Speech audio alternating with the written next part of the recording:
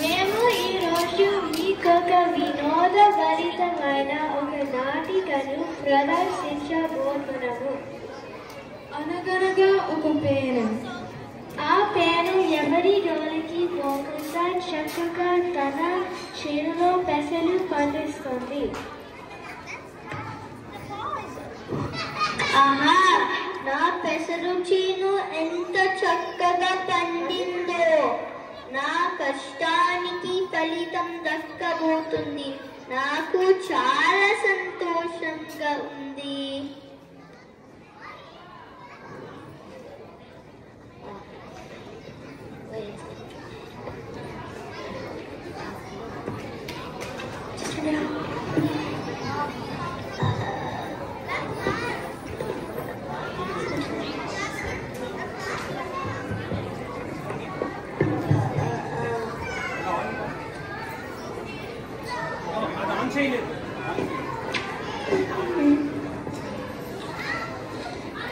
ఆహా, ఎంత చక్కటి పెసర చేను. ఎవరిది? ఈ పెసర చేను ఎవరిది? ఈ చేను నాదే ప్రభు. నేను చాలా కష్టపడి దీన్ని ఇలా పెంచుకున్నాను. పేనువి పెసుకోవడానికే పని. పటులరా, వెంటనే చేనంత గురించి ఆ కోటికి పంపించండి. చిత్తం ప్రభు. పేరు పక్కకు తప్పుకో.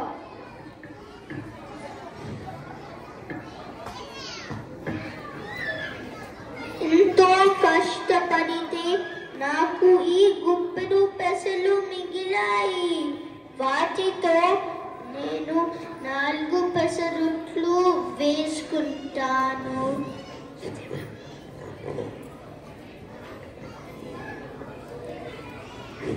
నా పంటను కాజేసిన రాజుపై ఎలాగైనా పగ తీర్చుకుంటాను. నేను బావా, నువ్వు ఎక్కడికి కోపంగా ఎక్కడికి వెళ్తున్నావు?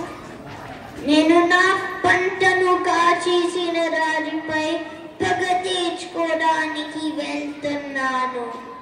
నువ్వు నాకు ఒక పెసరట్టు ఇస్తే నేను నీకు సాయం చేస్తాను. అలాగే, ఇదిగో తీసుకో.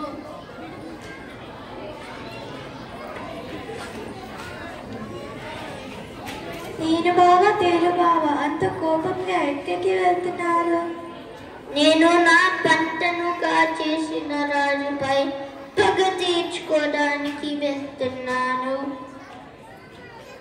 నేను బాగా ఒక పెసరట్టు ఇచ్చారు, అందుకే నేను సాయం చేస్తున్నాను. అలాగే, నాకు పెసరట్టు ఇస్తే నేను కూడా సాయం చేస్తాను.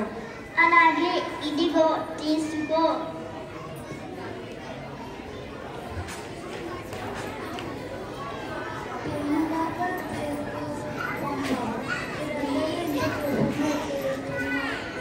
రాజు పంటంతా తీసుకోలేరు, అందుకే పగ తీసుకోవడానికి కోటకి వెళ్తున్నాను.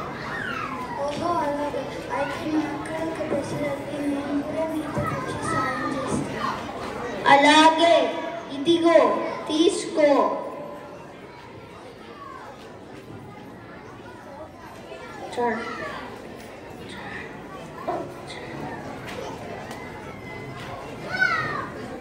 ఇది రాజుగారి పథకగడి. తిరుమల, నీకు ఆ అడ్డం ఎదురుగా దువ్వెన కన్నట్టు ఉంది కదా, అక్కడ నక్కి ఉండు. రాజుగారు దువ్వెన మీద చెయ్య వెయ్యగానే గట్టిగా కుట్టు. అలాగే వేణుబావా. తానుబావా, ఆ మూల దగ్గర కర్ర ఉంది, చూసావా? ఆ కర్ర పక్కనే చుట్టుకొని పడుకో. రాజుగారు కర్ర పట్టుకోగానే నీ విషం కక్కుతూ కాటేయి. అలాగే పేను బావా. పులిబాబా, నువ్వు గది బయటనే నక్కి ఉండు. రాజుగారు నీ వైపుకు రాగానే గాండ్రిస్తూ మీద పడి చంపేయి.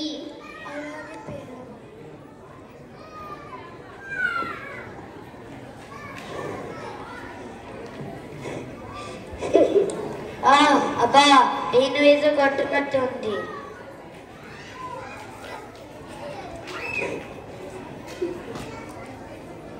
అమ్మో ఏంటిది? ఆ వెదవతీలు చాలా గట్టిగా కొట్టింది. దీన్ని కథ కొట్టి చంపేస్తాను. అయ్య బాబా ఈ రాజు బాబు నన్ను కాచేసండి. వెంటనే వెళ్ళి మంత్రం వేయించుకోవాలి.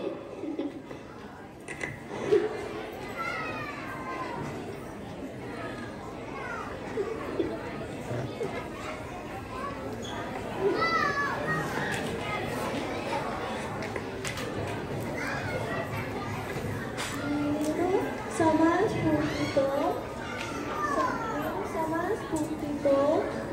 ఆలోచించి సరైన వారితో స్నేహం చేస్తే ఎటువంటి బలవంతుడైనా జయించవచ్చు. మీరే చూసారుగా.